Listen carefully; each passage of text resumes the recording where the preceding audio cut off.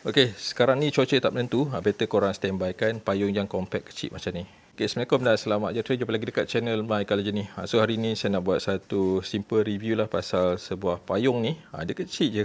Dia boleh simpan dalam bekas besar macam ni je.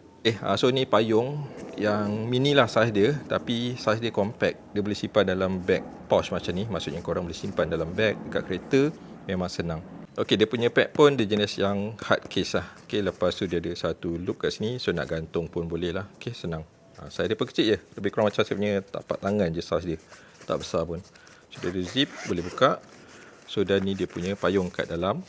So dia ada cover sekali. Macam ni. Ni je besar, ni je payung dia. Ni payung paling kecil lah pernah saya review. Okey, so ni dia punya saiz bila dah dilipat lah dari strap ni. Boleh buka. Okey. So nak buka dia, kena tarik macam ni. Dia manual lah. Dan kena tolakkan ke atas. Dia ada satu button. Okey, so nak buka dia, just tolakkan je ni. Kuat-kuat sikit. So dia akan terbuka macam ni. Dan dia akan tolak sampai habis. Sampai dia lock. Payung ni dia kecil je. So dia sesuai untuk seorang lah. Nampak, dia besar ni je. Tapi dia punya ni dia tak kuat sangat. Dia kena tolak kuat sikit. Sampai lock dekat atas. Okay. So dia punya handle pun kecil.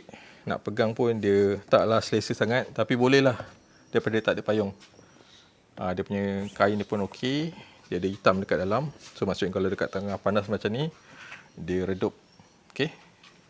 So ini pun waterproof lah. Kalau kena hujan, yang tak lebat sangat pasti dia tak ada masalah. So yang ni dia sesuai untuk light usage. Nampak dia punya atas dia macam ni. So dekat dalam dia macam ni lah. Dia punya pemegang dia macam ni. Kecil je. Dia punya batang ni pun halus je.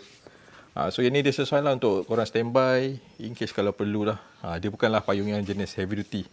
Tapi kalau untuk setakat hujan renyai-renyai. Ataupun kawasan yang panas. Korang boleh pakai payung ni. Tapi dia punya apa yang special sebab saiz dia lah. Saiz dia compact. Simpan balik pun senang. Korang just lipatkan macam ni. Dan boleh gulungkan dia punya strap ni. Okey.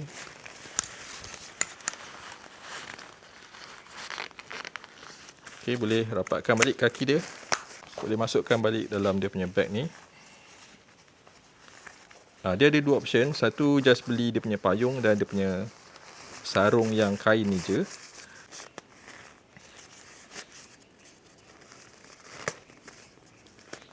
Payung ni dia ada dua option. Satu korang boleh beli dengan dia punya bag kain ni je, ataupun korang boleh dapatkan sekali dengan dia punya case macam ni. So kalau beli case yang macam ni dia lagi kemas lah. So boleh tutupkan rapat. Besar macam ni je. So pasal memang tak makan ruang langsung. Nak simpan dekat dashboard kereta ataupun bawah seat kereta. Even nak letak dalam bag, nak bawa pergi travel pun bagus. Sebab dia size compact. Cuma dia bukanlah yang heavy duty. Tapi dia berguna lah bila perlukan payung. So harga dia pun tak mahal sangat. Kalau korang berminat boleh dapatkan dekat link. Terima kasih kerana tengok video ni sampai habis. Macam biasa tekan button like dan juga tinggalkan sikit komen supaya saya terus mengatur buat video-video lain. Semoga jumpa lagi dekat video lain akan datang. Assalamualaikum dan selamat sejahtera.